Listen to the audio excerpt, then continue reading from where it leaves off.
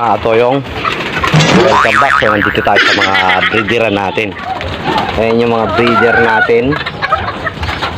Kita nyo naman. Kasi ito pa yung isa, Johnson Relax, at saka yung si Calbayog. Yan, ito yung mga naka-MacArthur natin, mga imbrick, mga mata nyan.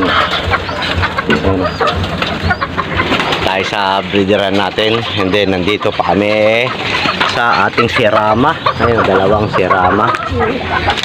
So dito meron tayong high milim tsaka naka-MacArthur galing kay boss.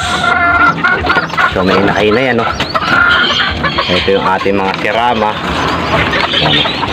Kita tayo sa taas. Andun yung loop natin sa taas. Ayun, no? Kita nyo yung loop natin sa taas. Tapos nandito rin yung isa pa natin sirama. Ayan, oh. So ito yung update sa ginawa nating loop. Stockbird, kung makikita nyo yung stockbird, oh.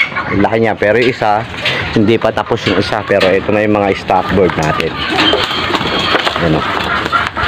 Kung makikita nyo mga katoyong, yan yung mga ating mga stockbird.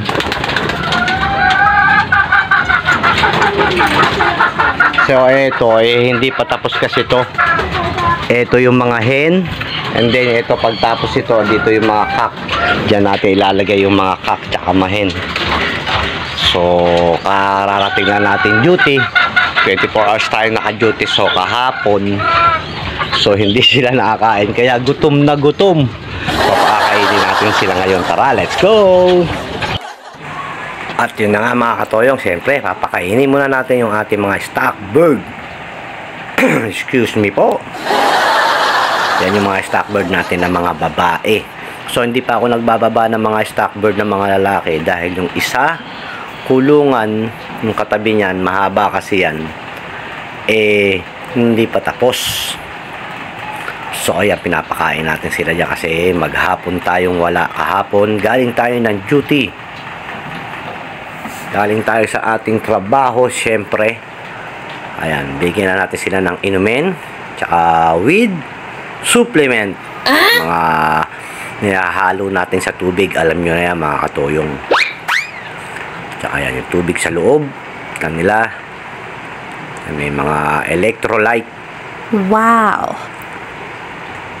Lagi lang din natin kinakalimutan yung mga alaga natin. Sabi nga nila, baling mawalan ng vitamins ang mga anak, pero ang kalapate may vitamins.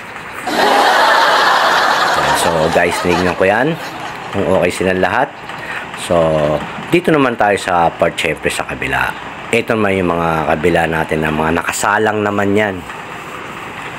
Yan yung mga pundasyon natin, mga foundation natin na stockbird din. So sinapol natin kasi mga nakakondisyon na yan. May tayo sa gitna, yan yung ating Johnson Relax. Sa dulo yun ay MacArthur imbrick. Ayan, mga pure imbrick yun, yung brown. Yan, okay na okay. Every morning yan ang routine natin, pakainin sila at saka sa hapon. Yeah, so mga katoyon, nandito tayo sa breeder natin. So nagsasalang tayo ngayon na mga panglaro natin para sa next year. So thank you very much. Salamat, Toyong TV. Peace out tayo.